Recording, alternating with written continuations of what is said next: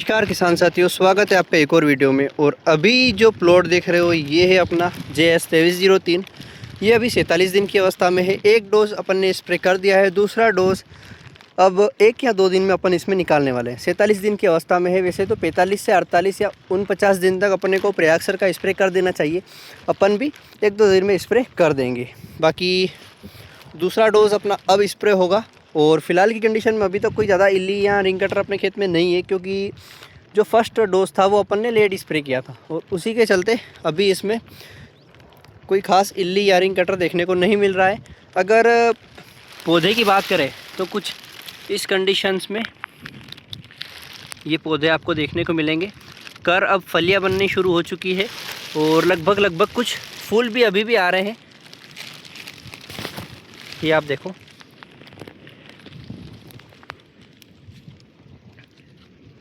तो इस साल बढ़िया है। देखो किसान साथियों, बिना किसी खर्च के कोई ज़्यादा आपको अगर लग रहा है फंगीसाइड का स्प्रे भी आप चाहो तो कर सकते हो, नहीं तो नहीं करो तो भी आपकी, क्योंकि पिछले साल से इस साल काफ़ी ज़्यादा डिफरेंस है फसल में। पिछले साल फ्लावर ड्रॉपेज की समस्या ज़्यादा थी, कर भी काफ़ी ज़्यादा ड्रॉपेज हो रहे थे। पिछले साल कर भी खर रहे थे, झड़ रहे थे। और इस पर इतनी समस्या नहीं है। हल्की फुल्की इल्ली काटे अब देखने को मिल रहा है, अपने पत्ते खाए हुए इतने दिन नहीं था। अब थोड़ी अच्छी बारिश का इंतज़ार है अपने को, क्योंकि जितनी ज़्यादा बढ़िया नमी होगी खेत में उतनी ही ज़्यादा दवा असर करेगी। ये कुछ इस तरीके से 2303 के पौधे आपको देखने को मिलेंगे। सीड रेट अपना 23 से 24 किलो प्रति बीघा। ज़्यादा सीड रेट हो गया था, मतलब थोड़ा सा टाइट रखा था आपने, क्योंकि डंपिंग की समस्या बहुत ही ज़्यादा अपने इधर आती है, तो उसको कवर भी अपने को करना था। बाकी किसी भी टॉनिक या किसी और दवाई का अपन ने यूज़ नहीं किया। खरपतवार नाशक का दवाई भी यूज़ अपन ने नहीं किया है। इसमें अपन ने सिर्फ 2 बार कुल पे डोरे चलाए थे, ताकि खरपतवार पूर्णतः खत्म हो सके। अगर आगे भी जाके देखें तो यहाँ पर लगभग ये कर देख सकते हो आप। हल्का फुल्का रिंग कटर अब आ रहा है, ये आपको हल्का फुल्का नुकसान करेगा। बाकी अपना सीड रेट ज़्यादा है तो इतना अपने को वो पता नहीं चलेगा। मान लो आप 15 किलो 16 किलो डाल रखिए, बीज सीड रेट पहले ही कम है, और फिर उसमें आपने हल्की फुल्की, मान लो मौसम के कारण आपने स्प्रे नहीं कर पाए या किसी और कारण से, तो आपके कम सीड रेट में नुकसान ज़्यादा देखने को मिलता है। एक रिंग कटर का, एक नील गाय का, ये जो 2 नुकसान है वो बहुत ही ज़्यादा देखने को मिलेंगे। अगर अपने इतने बड़े खेत में से अगर नील गाय निकल भी जाएगी तो अपने को कोई इतना खास नुकसान नहीं होगा, क्योंकि इसमें पौधे की संख्या बहुत ज़्यादा है, हल्की फुल्की कम नहीं है। अगर ज़्यादा ही कम 10-12 किलो डालते हैं तो आधे फीट पे पौधे हो जाते हैं, और फिर कोई सा भी नुकसान होता है तो अपने को ज़्यादा देखने को मिलता है।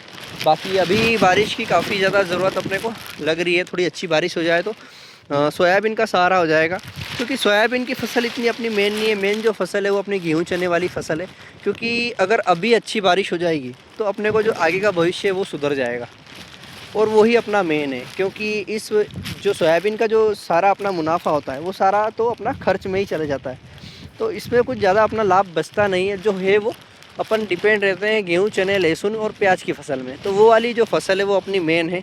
तो इसीलिए बारिश जो है वो सबसे ज़्यादा ज़रूरी है। अगर अच्छी बारिश हो जाएगी, अच्छी बारिश मिल जाएगी अपने को, तो फिर अगली फसल सुधर आएगी। इसमें तो अपन को 3 कुंटल या 4 कुंटल प्रति बीघा का भी अगर उत्पादन मिल जाएगा तो अपन व्यवस्थित तरीके से अपन एडजस्ट कर सकते हैं। लेकिन मान लो बारिश नहीं हुई और गेहूं की बुआई ना हुई या सूखा काल चला गया, तो अपनी हालत ख़राब हो सकती है। क्योंकि अपना आगे का जो गुजारा है या किसान की जो जीवन है, आगे का जो भविष्य है, पूरा लाइफ साइकिल जो लोगों का है, शहरों का, गाँव का, बड़े बड़े सिटियों का, तो वो बारिश से ही है। अगर बारिश अभी नहीं हो तो किसी भी गांव में या किसी भी एरिया में गेहूं की जो दूसरी फसल है, चना प्याज लहसुन, ये सब अफेक्ट होंगी। अगर गेहूं का फसल अफेक्ट होता है, गेहूं की बुआई नहीं होती है, तो आगे जो अपनी फूड सिक्योरिटी है उसमें काफ़ी ज़्यादा दिक्कत आ सकती है। तो बारिश तो काफ़ी ज़्यादा ज़रूरी है किसानों के लिए। एक बार अच्छी बारिश हो जाए तो अपन आगे की फसल के बारे में सोच सकते हैं। एक और बात किसान साथियों, अगर अच्छी बारिश होगी तो 2 चीज़ होगी। एक, सोयाबीन का भाव घटेगा और लहसुन और प्याज के भाव बढ़ जाएंगे। क्योंकि ऐसा हमेशा शुरू से आता हुआ है कि जैसे ही बारिश अच्छी होती है तो लहसुन में जो बीज का डिमांड होता है वो बढ़ जाता है, और लहसुन का जो प्राइस होता है वो थोड़ा बढ़ जाता है। और ऐसा उल्टा सोयाबीन में होता है, क्योंकि सोयाबीन में क्या, अगर लंबी खड़ मिल जाएगी अभी तो सोयाबीन में भग से 500-400 रुपये जो भी होगा तेज़ी देखने को मिल सकती है आपको। लेकिन ऐसा अगर मान लो अच्छी बारिश हो गई या सोयाबीन में एंड में अच्छी बारिश हो जाती है, तो जो भी है सरकारी आंकड़े ऐसा बोलते हैं कि अब फसल अच्छी होने वाली है, तो वो अपने आप प्राइस अपने आप नीचे आ जाते हैं। बाकी किसान साथियों, ये 2303 का प्लॉट मैंने आपको दिखा दिया है, काफ़ी बढ़िया कंडीशन में। और इसी के पास अपना ब्लैक गोल्ड का प्लॉट है, वो भी मैं आपको दिखाता हूँ। ये 2303 के अपने कर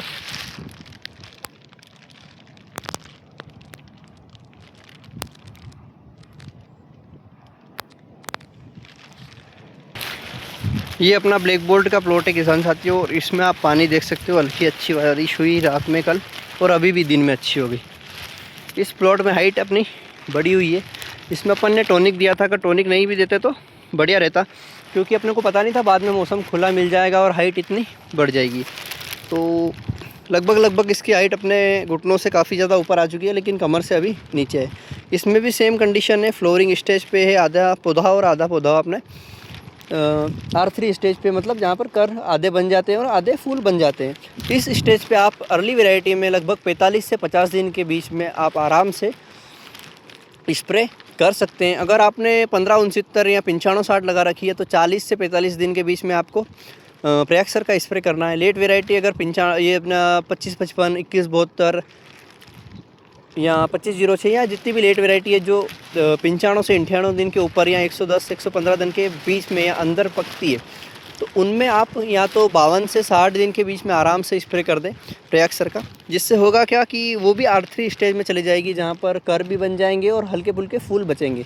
तो उस स्टेज में आपको क्या हरा डंठल जो आखिर में देखने को मिलता है, हरा पौधा जो अपना रह जाता है, फलियाँ सूख जाती है, दाने सूख जाते हैं, लेकिन ये जो अपना पौधा है ये नहीं सूखता, तो वो वाली कंडीशन आपको काफ़ी कम देखने को मिलेगी और आपका जो काम है वो आसान हो जाएगा। और अगर आप लेट हो चुकी है, मान लो अर्ली वैरायटी है 55 दिन की हो चुकी है, या जो लेट वैरायटी है वो तो इतनी दिन की नहीं होगी, लेकिन जो अर्ली वैरायटी है 95 60 या 55 दिन की हो चुकी है, तो आप टाटा का या दूसरी कंपनी का जो भी फंगीसाइड्स आते हैं वो ही ले सकते हैं, सिजेंटा का और दूसरा, ताकि ये जो आपकी हरे डंठल वाली प्रॉब्लम है ये सॉल्व हो सके और आपको ज़्यादा नुकसान देखने को ना मिले।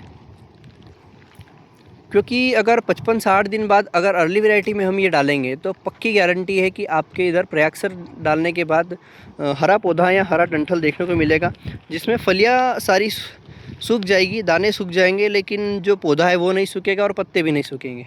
तो फिर आप ग्रामसम का स्प्रे कर सकते हैं आखिरी में, वो अपन लास्ट में देखेंगे क्या करना है। बाकी अभी की कंडीशन में अगर आपने सेकेंड स्प्रे कर दिया है तो बढ़िया है, अपने को करना है 1-2 दिन में निकाल देंगे। जैसे ही बारिश खुली एक ही दिन में या 1 या 1.5 दिन लगता है अपने को स्प्रे करने में, तो झट से कर देंगे। बाकी ज़्यादा इल्ली देखने को नहीं मिल रही, बहुत ही कम है, क्योंकि अपने को स्प्रे करें अभी 12 से 13 दिन हो चुके हैं और 15 दिन की मियाद आराम से कोई भी दवा रखती है।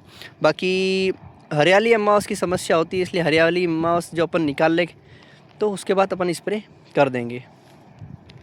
अब अच्छी बारिश का अनुमान है कि अच्छी बारिश हो जाए तो उसके बाद अपन स्प्रे करेंगे। कुछ इस तरीके से मौसम अभी बना हुआ है और अच्छी बारिश की उम्मीद है। अच्छी बारिश होने के बाद क्या अपनी फसल दोनों सुधर जाएगी और बढ़िया काम हो जाएगा। बाकी थोड़ा बहुत नीलगाय नुकसान करती है, ये जो खेत की पाली के साइड या बीच में जब निकलती है तो सारी सोयाबीन गाड़ देती है या आड़ी गिरा देती है, तो उससे नुकसान थोड़ा ज़्यादा देखने को मिलता है। बाकी कई किसान पूछ रहे थे कि जो अपने ब्लैक बोल्ट के पत्ते किस तरह के होते हैं, तो कुछ इस तरीके से अपने ब्लैक बोल्ट के पत्ते होते हैं और गोल घुमाव में तीखे आकार में, ये आप देख सकते हो। कुछ ये 22-18 का पत्ता ही ऐसा कुछ रहता है, लेकिन उसका जो गोल घुमाव है वो थोड़ा सा ज़्यादा रहता है। बाकी दोनों ही वैरायटी हल्की फुल्की सेम है, बहुत ही कम लोग इसमें ब्लैक बोल्ट और 22-18 में अंतर बता सकते हैं। दोनों ही वैरायटी काफ़ी सिमिलर है। अगर यहाँ से भी देखें तो कर फूल आपको दूर से ही नज़र आ जाएंगे। बाकी किसान साथियों, वीडियो कैसी क्या लगी कमेंट में ज़रूर बताएं।